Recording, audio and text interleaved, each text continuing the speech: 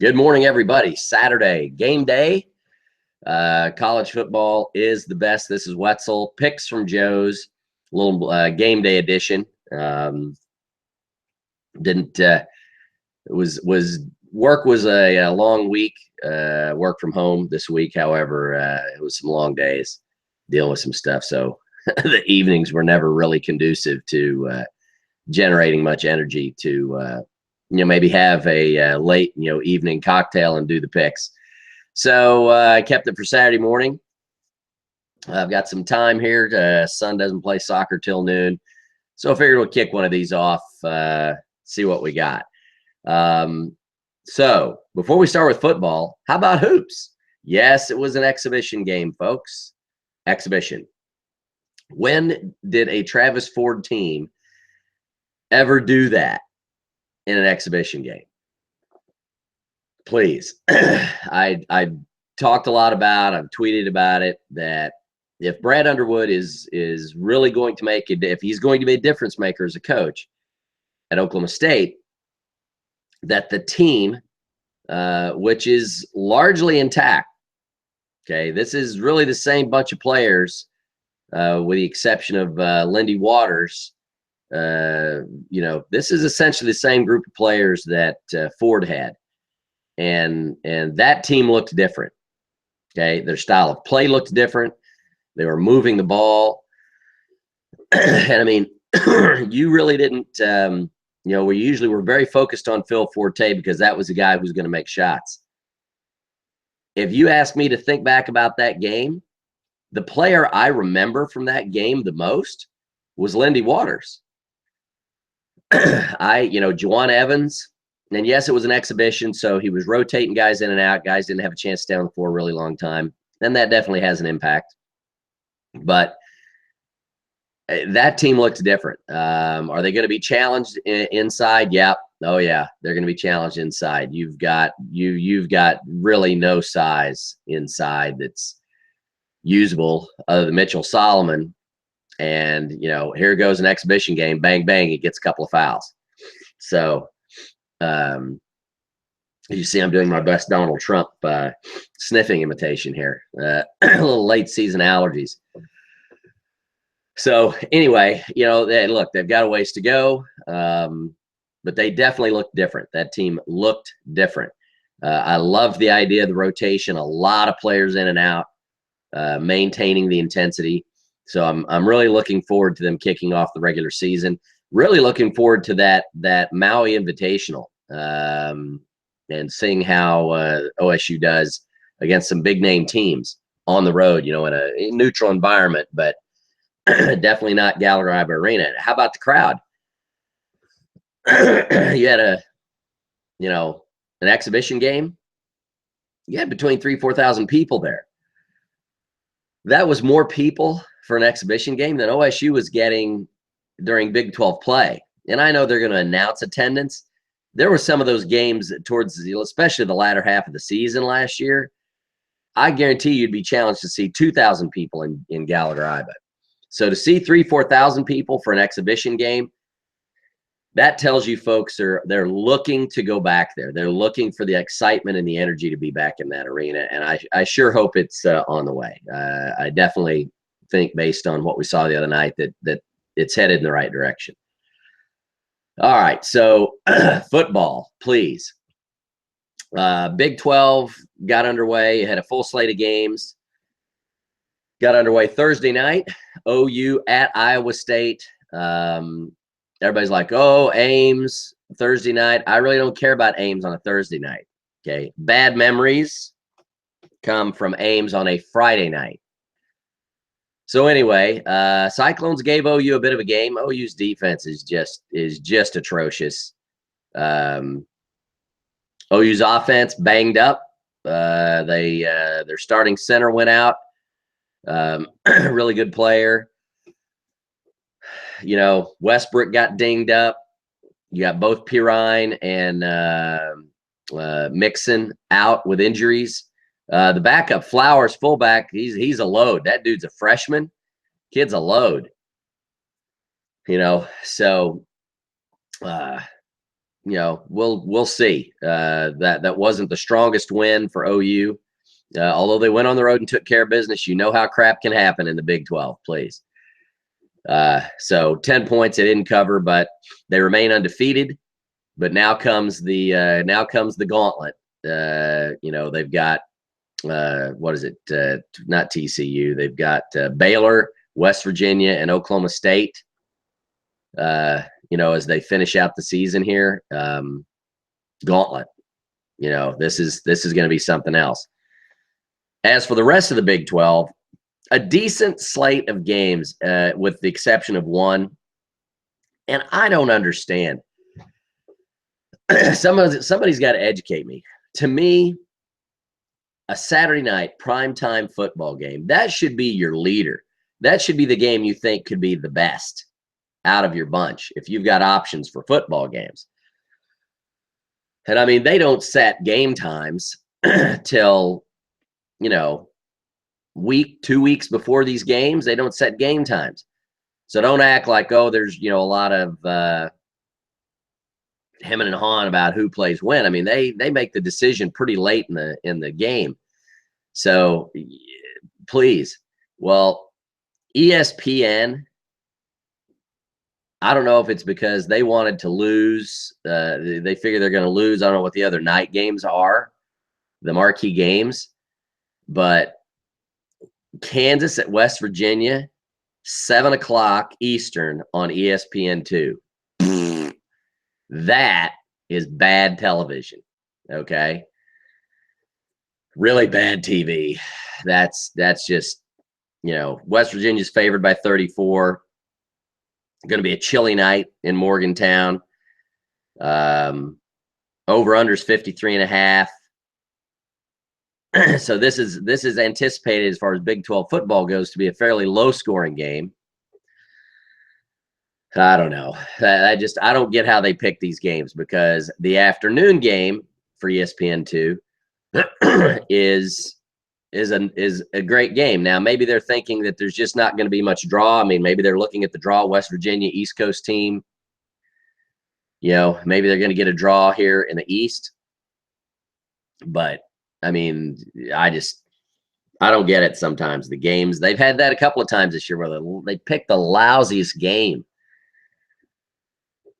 Kansas has been the primetime game on the weekends twice this year, okay, for the Big 12. That's just crap. But that's the worst game of the day. West Virginia at home. I don't know if they cover. That's a lot of points with that over under. Over under is 53.5, and then West Virginia is favored by 34. They win handily, but I don't know if they cover or not. There's 571 tickets available on StubHub, starting at $35. Again, 7:00 Eastern on ESPN2. The number 3 game today, it's a noon kickoff. I think the other 3 games I'm going to talk about here all have, some interest. Number 3 game on the list, noon game Eastern time on FS1. Texas at Texas Tech. Texas is favored at Tech by 3. So you think about it, that means if the game was in Austin, they'd be favored by 6. Is that kind of how the formula works? Over under is 84, could be low. Texas might rush for 10,000 yards tonight. I don't know. I kind of feel like this is a little bit of a toss-up. It's going to be great football weather, 52 degrees forecast in Lubbock. I don't know. Texas Tech's got enough offense, and Texas doesn't have great. Their secondary's not good. Or at least when I've watched them, they haven't seemed good. I have a tendency to lean towards Tech here in this game. I think it'll be close just because Tech's defense can't stop anybody, and Texas can run the football. The backups of the backups, kind of like OU. I think the backups of the backups can run the ball. So this will be a high score. It should be a high scoring game anyway. The number 2 game, which definitely could have some impact here. You got TCU at Baylor. Baylor's favored by a touchdown, over under 68.5. Oh, excuse me. I don't know. That over-unders feels a little strange to me. You know, you're talking Baylor's favored by 7, so you're talking like a, 30. You can't be favored. It have to be like a 35-28. Like a 35-28 game if they were favored by 7. If they're trying to hit that over/under. That score, I don't know. Score feels a little bit high. Or the over/under feels a little bit low, I'd have to say.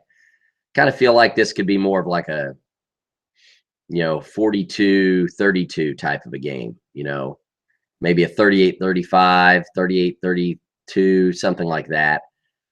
I think TCU give them a game. Baylor's a little banged up. TCU's got enough offense. Baylor's defense isn't the greatest. I tell you, it'd be really great for Oklahoma State, and all Baylor hate aside, I'll talk about that more in a minute, briefly. Baylor losing would definitely be in the best interest of Oklahoma State, because as you know, with the Big 12 scenario right now, all 3 teams can't win out. So OSU, somebody's got to lose. OU and Baylor play each other before Bedlam. Okay. So for Oklahoma State, if it would be in OSU's best interest, if Baylor continues to win, it's in OSU's best interest if OU beats Baylor. So as you hear that, the Baylor game for OU, you're going to need to root for OU if Baylor hasn't lost another game. So Cowboy fans need to prepare yourselves, because essentially, the math. If Baylor wins out and Oklahoma State wins out, Baylor is the Big 12 champion, which just makes me ill to think about that. So OSU's real opportunity here is Baylor needs to lose another game. All right. They're sitting at 6-1, or they're sitting at, they're sitting at 3-1 in the conference. And they need to lose another game. All right. Now they lost to Texas. So can they lose another game? Absolutely. If you're going to lose to Texas, you can lose another game. So anyway, you need Baylor to lose another game. OU, with that gauntlet, Baylor, West Virginia, could they lose one of those? Absolutely. I'd sure like it if the Big 12 had an outright champion this year. I hate it when even with the head-to-head, I hate that tie. I'd like somebody to be the outright champion. So anyway, rooting for TCU obviously today and Baylor. The conclusion to the NCAA and the FBI, whatever, concluding an investigation into that university's football program and the sexual assault issues, allegations, it can't conclude quickly enough. And if it doesn't involve, I'm sorry. The level at which this was covered up is just mind-boggling. If you go back to, okay, so if you go back and revisit the Penn State fiasco, the cover-up was fairly internal to the football program. Were there other people involved? Yes, but it was very centralized in the football program. This cover-up, it's the municipality, the police, administration, who all, I mean, I agree with the rant that was we sent out, that got tweeted out, that Dallas radio guy who went on that rant. That was just fantastic, that rant, because I think, again, it just boiled it down to very simple terms. This was known by so many people on so many levels.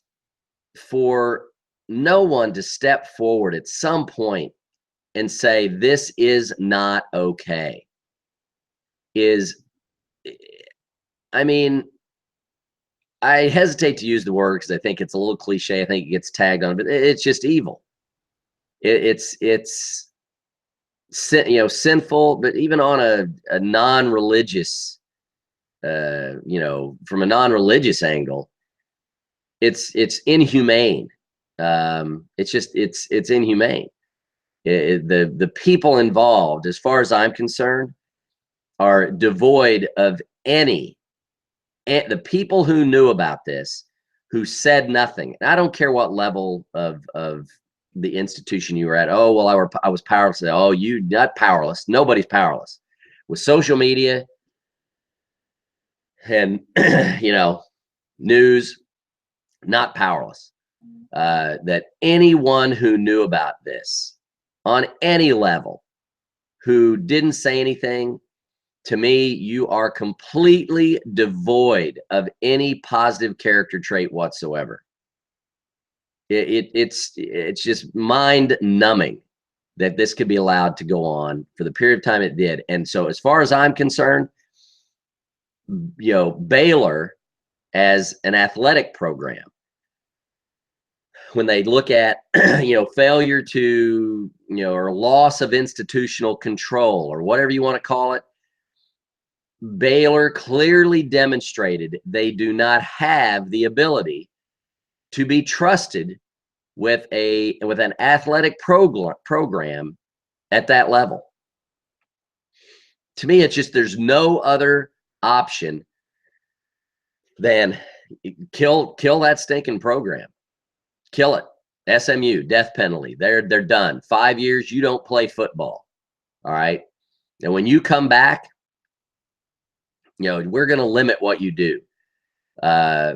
Just like what happened to SMU. I mean, really, it's Penn State, to me, should have been a similar thing. And I know somebody says, well, but there's kids and there's scholarships involved. Well, you know what? You allow those kids to go to other schools. And if going to another school means, if a Baylor kid wants to come to Oklahoma State and Oklahoma State doesn't have any additional scholarships, guess what? You're allowed to give that kid a scholarship, okay, if you want them. You're allowed to go over the limit. How about that? If a kid from that school wants to come to your school, you don't have available scholarships, you're allowed to give one. Okay, in that kind of a situation. Maybe it's not that easy, I don't know, but that team, that school shouldn't have a football program right now. Shouldn't. And at some point in the future, they should not. So anyway, that's the end of that. That was the number 2 game. Number 1 game, without question, in my book. And I'm wearing this hat in honor. Okay. Wearing this hat in honor of this game, because we need a little mojo here. We need a little good juice. Oklahoma State at Manhattan. The Purple Wizard scares the crap out of me. I mean, I tweeted it out to one of the K-State guys earlier, John Morse. And I've got some K-State buddies on Facebook. I said, sorry guys, but today I hate you. I hate you. I hate your football program. And you know why?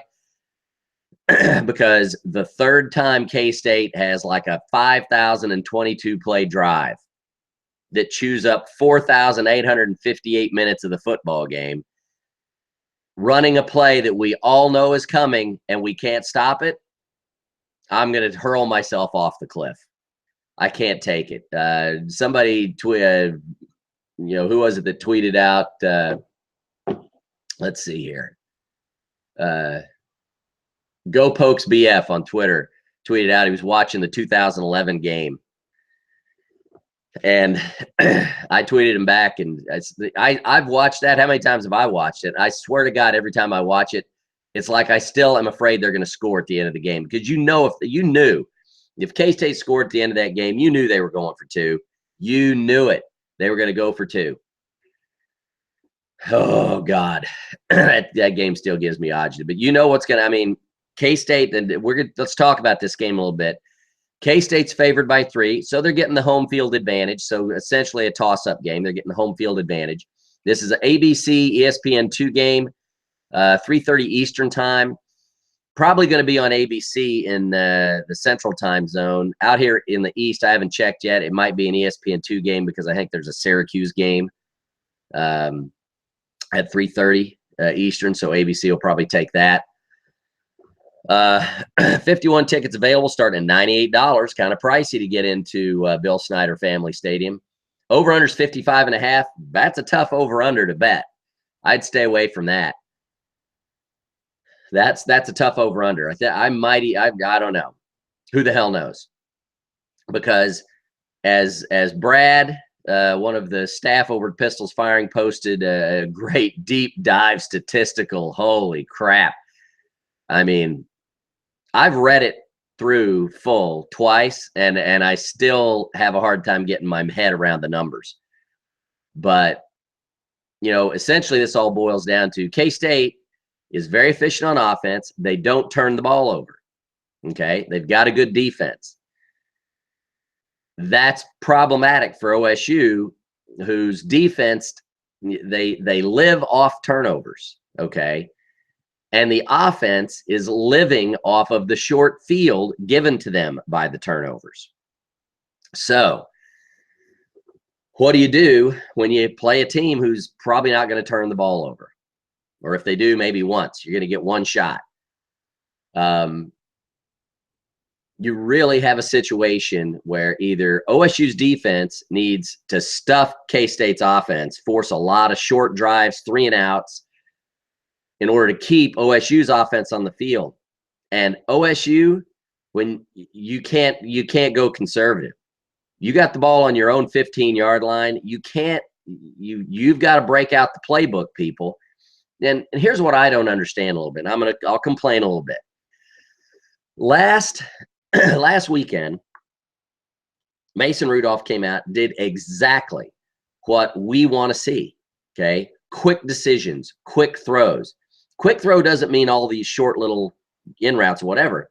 A quick throw could be, you're not standing in the pocket for 3 seconds, okay, or 2.5 seconds. It means you're giving a guy a chance to get into that seam 15 yards down the field, because they're going to get there quickly. I mean, he hit James Washington. That was probably one of the better games I've ever watched him play. Extremely efficient. He's moving well in the pocket and making quick decisions. If you're going through your progressions in this offense shouldn't be designed to go through progressions. This offense is designed to come up to the line of scrimmage and almost immediately know what your hot read is. Who's the guy that's going to be open? Which route you're going to know at the snap which route you're going to favor. Okay. And that was just a great demonstration last weekend. It was a variety of routes, ins, crossings, seams, just a great mix of routes. They utilized the jet sweep effectively. They're running that. They've got the zone blocking scheme working a bit. I know they didn't run and rush as well in this game, but that 3-3-5, is kind of tough to run off the edges on, just because they pursue well. And Oklahoma State's not a great straight ahead rushing team. So that kind of negated what the Cowboys have been doing fairly well. And that's that zone blocking scheme where you're running kind of off the end. I would say off tackle, but you're running over the kind of that tackle tight end area, where you give the running back a chance to kind of cut back against the seam when he sees a crease. But it'll be interesting to see how that's managed against Kansas State. Um, Lacey is really doing a good job. I think Lacey's the person who has stepped up, obviously, to try to fill, Aitman's shoes. But Seals has had a good season. Washington McCleskey's, this is a breakout season as far as I'm concerned for McCleskey, because he's become a threat all over the field. He's not just that seam, slot guy. He's been good on deep balls. Jarwin's something, man. I mean, they've all had a few drops, but Jarwin's really been something. He's had a good season. So I would be looking for more of the same, know what the read is at the snap. Don't give Kansas State a chance, because they've got a good enough defense that, you probably aren't going to be standing around back there. And here's, it's the old school cliche. If you can score quick, get up. All right. And then don't go in the tank. That's the other thing that I can't stand. And this is a classic game, people. I want you to watch this. On the road against a decent football team, okay? If Oklahoma State's fortunate enough to get up a couple of scores, all right? I mean, even let's say they jump on them. Let's say they jump out 21-3, 21-7, or 28-7, something. Really jump on them. You watch Gundy fold up the tent, okay? You watch this. It will absolutely become, we will just keep putting our defense out there because we don't think Kansas State can score quick enough to catch up. All right. And we don't want to give them easy opportunities. This is the type of game, if you get up, you need to step on the throat, man. This is the part this is the part that we don't like about Gundy. Now, they were pretty good last week. They dialed it back a tiny bit in the second half, a tiny bit, but not bad. Last week, they kept going. Now, granted, West Virginia was staying close enough that you needed to keep going. I think if Oklahoma State had been up, say, 3 scores, most of the time, I think they would have been a lot more conservative. But that 2-score gap makes you kind of keep playing. It'd be very fascinating. The defensive line, this is something where I think at this time of year, the depth internally on the defensive line, not so much the defensive ends, but that depth internally at defensive tackle right now, this is a game where you should see how that depth makes a difference. Because this team, Kansas State, is going to continue to run and pound the football, okay? And Oklahoma State's been pretty good up front against that rush.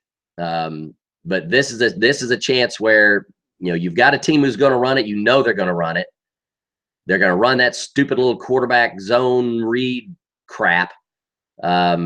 Oklahoma State's front 7 need to shut that down. Need to shut it down. You need to not give up big plays. K-State's not a big play offense, so you don't give them easy scores. So anyway, I would hope to see Oklahoma State's defensive line dominate, or at least control the game. And I would look to see Rudolph continue what we saw last week, and that's the quick reads, quick decisions, knowing where you're going to go with the football. This offense is tough.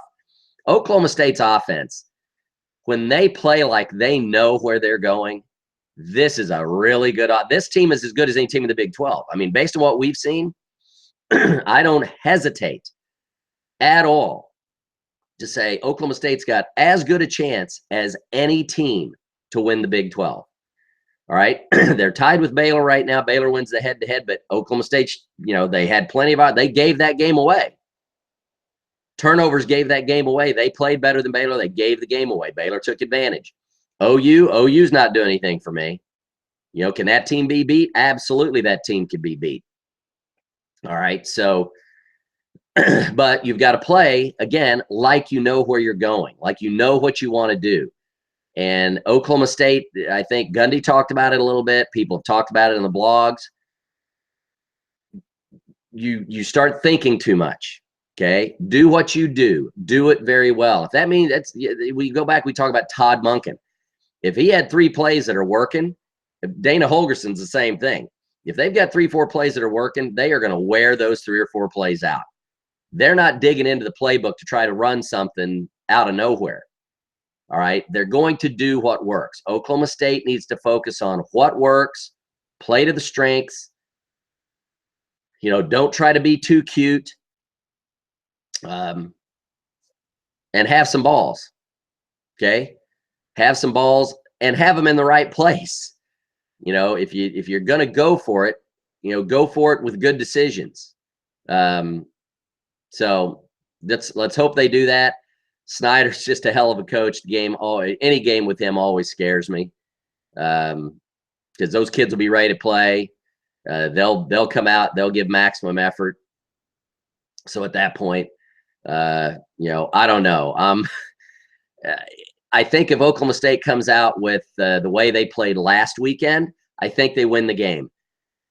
It's going to be close. I don't anticipate, even if they play well, I don't see a blowout. I think K-State would have to cooperate with that. OSU would have to get fortunate, get some, maybe 2-3 turnovers, which K-State doesn't normally do, or just hit big plays, which K-State doesn't really give up. So I think short of some cooperation, it's a tight game. I think OSU wins. If they play like they did against West Virginia, they win by maybe a touchdown. Could be tired. You're going to be at the end of the game holding your breath. I don't just get ready. I don't think you're going to be at the end of the game going, this is awesome. I think we're going to be at the end of the game stressing out. Got to take care of the ball. I think if Oklahoma State loses the turnover battle, I think they lose the game. K-State's good enough to do that. So at that point, hope everybody has a great weekend. If you're traveling, you've already gone up. So I hope you're there safe. Anybody else driving around, you're going someplace to watch the game with friends, be safe, enjoy, go Pokes, go TCU. All right, let's get a Horned Frog win in Waco. Everybody have a great weekend, and good luck, Cowboys.